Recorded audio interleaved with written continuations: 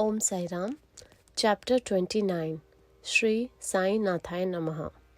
Stories of Madrasi, Bhajani Mela, Tendulkars, Captain Hate, and Waman Narvekar. So, this chapter described other interesting and wonderful stories of Sai Baba. Number 1. Madrasi Bhajani Mela. It was in the year 1916 that a Madrasi Bhajani Mela started on a pilgrimage to the holy city of Banaras. The party consisted of a man, his wife, daughter, and sister-in-law. Unfortunately, their names are not mentioned here. On their way, the party heard that there lived at Shirdi in Kopar Gaon, Taluka, Ahmednagar district, a great sage named Sai Baba, who was calm and composed, and who was very liberal, and who distributed money every day to his bhaktas and to skillful persons who went and showed their skill there. A lot of money in the form of dakshina was collected daily by Sai Baba, and out of this amount he gave daily 1 rupee to a 3-year-old girl, Amani, the daughter of a Bhakt Kondaji, and rupees 2 to 5 to some, and rupees 6 to Jamali, the mother of Amani, and rupees 10 to 20 and even rupees 50 to other bhaktas as he pleased. On hearing all this, the party came to Shirdi and stayed there. The Mela did very good bhajan and sang very good songs, but inwardly they craved for money. 3 of the party were full of avarice, but the chief lady or mistress was of a very different nature. She had a regard and love for Baba. Once it so happened that when the noonday Aarti was going on, Baba was much pleased with her faith and devotion, and was pleased to give her darshan of her Ishtam. To her, Baba appeared as Sita Nath, Rama, while to all others the usual Sai Nath. On seeing her beloved deity, she was very much moved. Tears began to flow from her eyes, and she clapped her hands in joy. The people began to wonder at her joyful mood, but were not able to guess its cause. Late in the afternoon, she disclosed everything to her husband. She told him how she saw Sri Rama in Sai Baba. He thought that she was very simple and devout, and her seeing Rama might be a hallucination of her mind. He pooh-poohed her, saying that it was not possible that she alone should see Rama while they all saw Sai Baba. She did not resent this remark, as she was fortunate enough to get Rama Darshan now and then, when her mind was calm and composed and free from avarice. Wonderful vision. Things were going on like this when the husband got a wonderful vision in his dream one night as follows. He was in a big city. The police there had arrested him, tied his hands with a rope, and put him in a cage. As the police were tightening the grip, he saw Sai Baba standing quiet outside near the cage. On seeing Baba so near, he said in a plaintive tone, "Hearing your fame, I came to your feet, and why should a calamity befall me when you are standing here in person?" Baba said, "You must suffer the consequences of your action."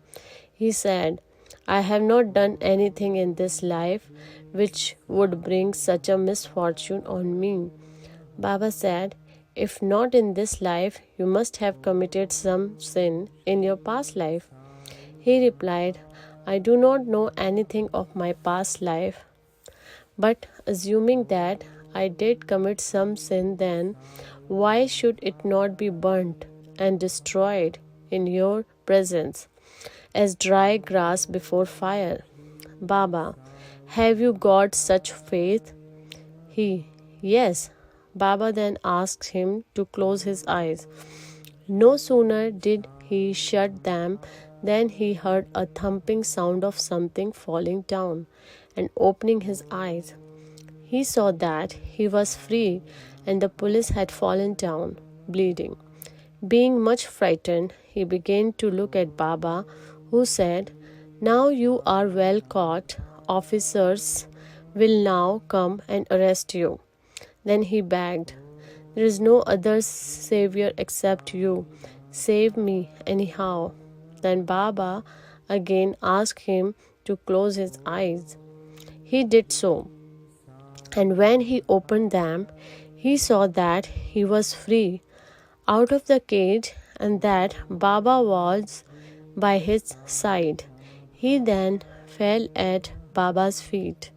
Baba then asked him, Is there any difference between this namaskar and your previous ones? Think well and reply. He said, There is a lot of difference. My former namaskars were offered with the object of getting money from you, but the present namaskar is one offered to you as God. Besides, formerly I thought resentfully that you, being a Mohammedan, were spoiling us, the Hindus.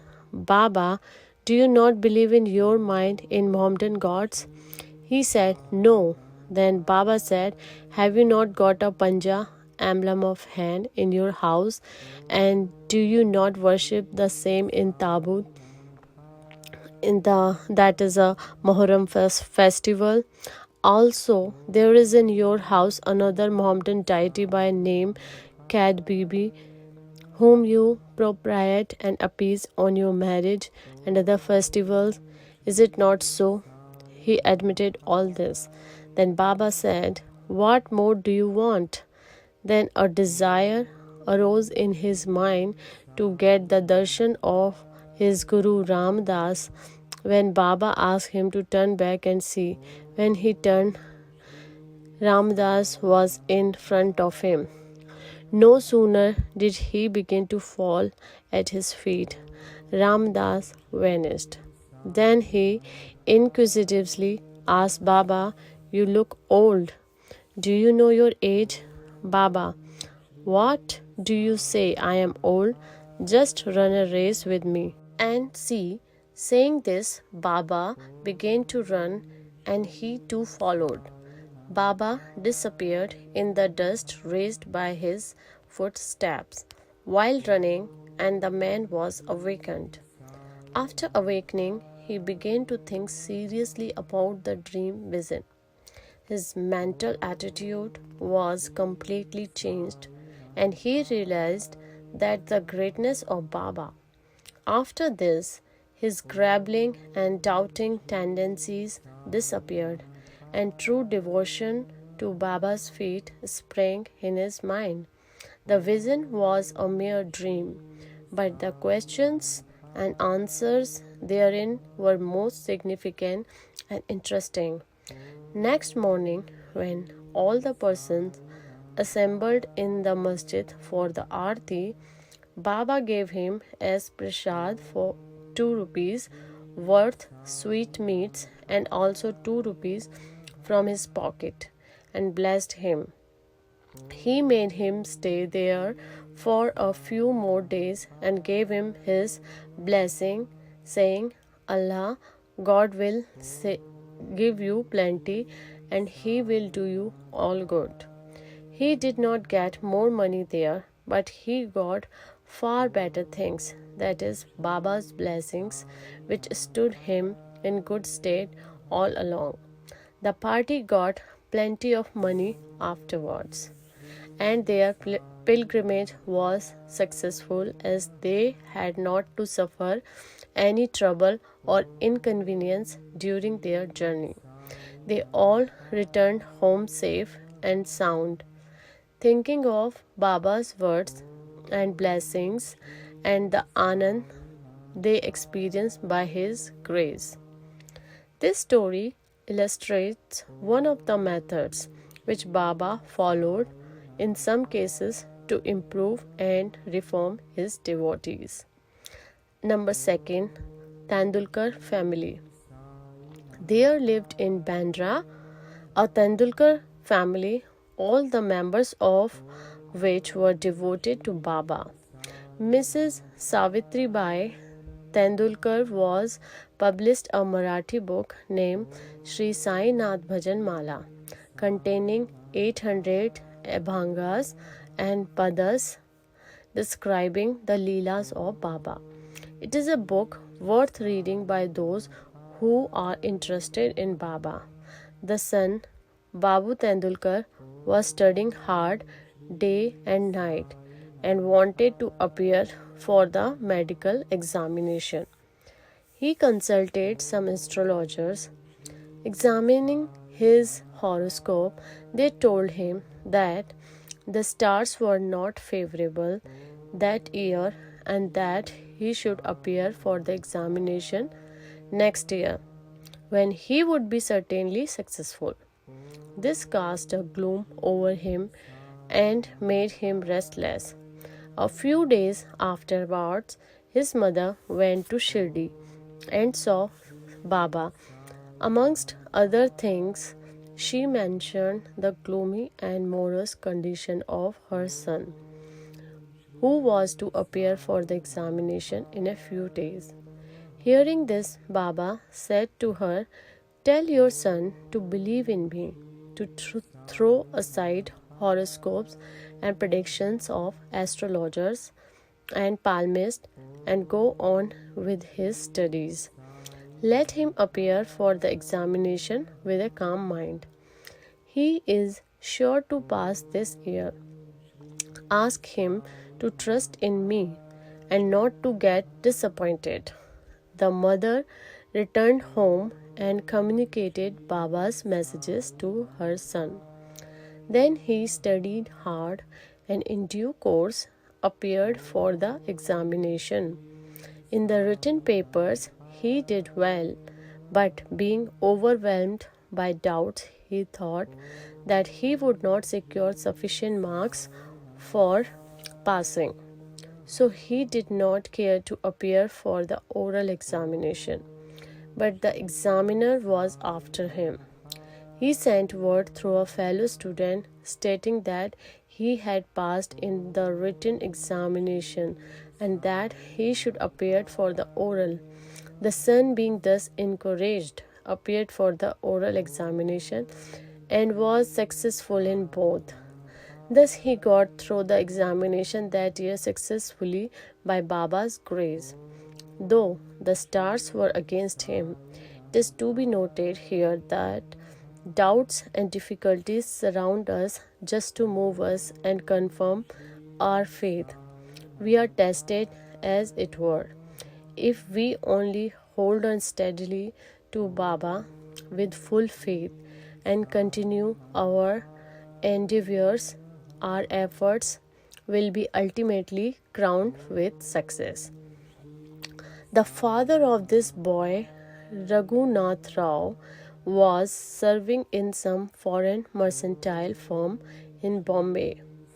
As he grew old, he was not able to attend to his work properly, and so he had to take leave and rest. As he did not improve during the period of a leave, a further extension of leave or retirement from service was inevitable.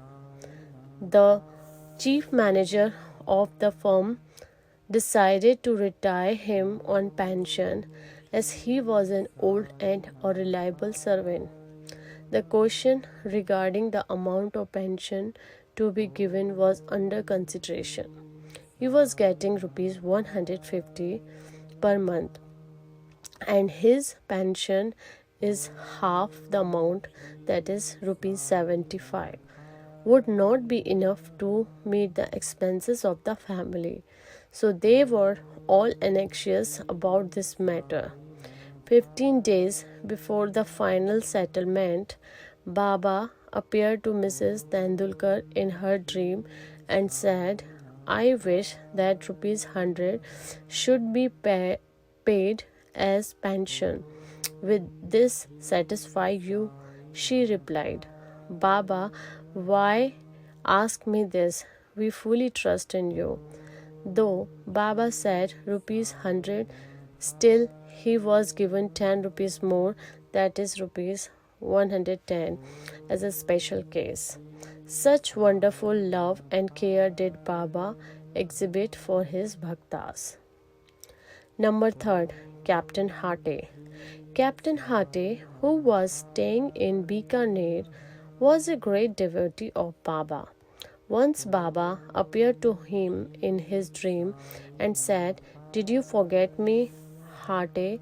Then immediately held Baba's feet and replied, If a child forgets his mother, how could it be saved? Then Hate went into the garden and took out fresh walpapdi, vegetables, and arranging siddha and dakshina, was about to offer all this to Baba when he was awakened and came to know that the whole thing was a dream. Then he decided to send all these things to Baba at Shirdi. When he came to Gwalior some days afterwards, he sent rupees 12 by money order to a friend with instruction that rupees 2 should be spent in buying Siddha's articles and Valpapdi vegetables, and those should be offered to Baba with rupees 10 as dakshina. The friend went to Shirdi and purchased the things mentioned, but Valpapdi was not available. In a short time, a woman turned up with a basket on her head, which curiously enough contained the vegetables.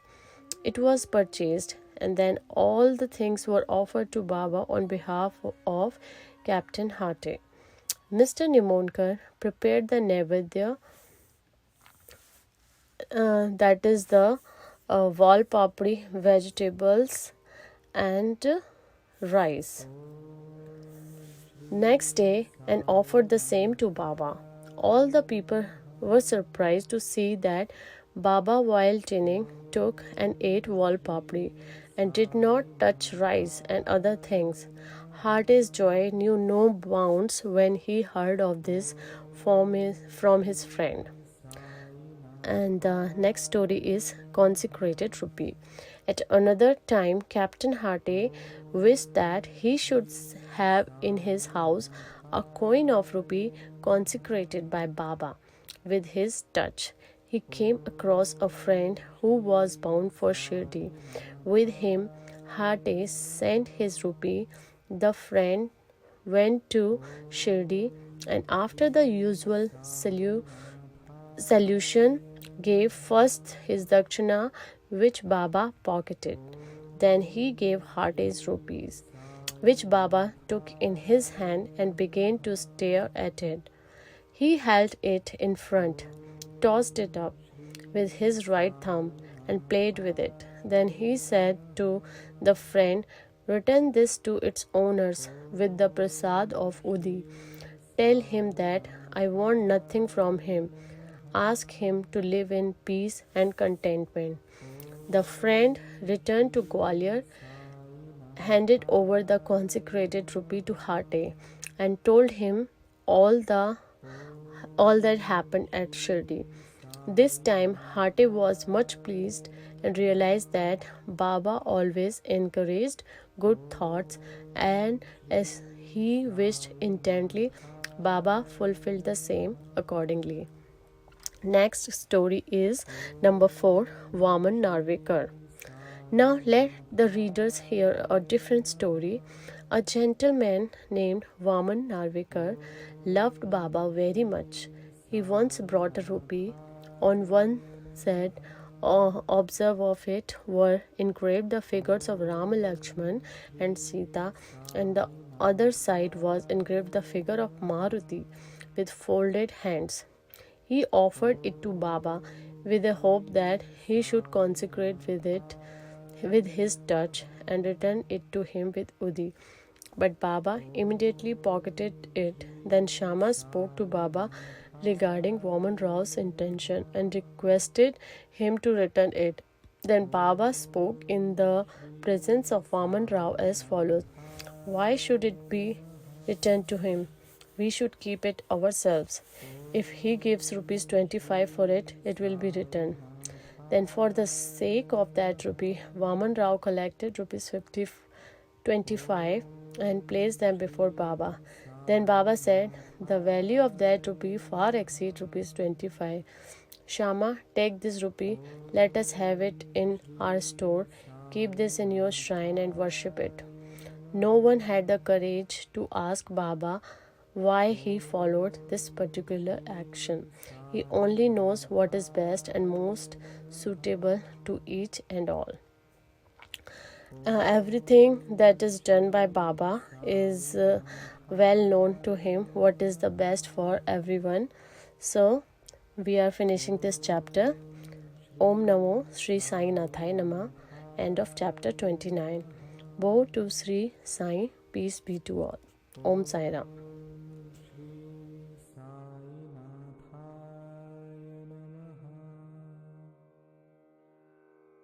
Oh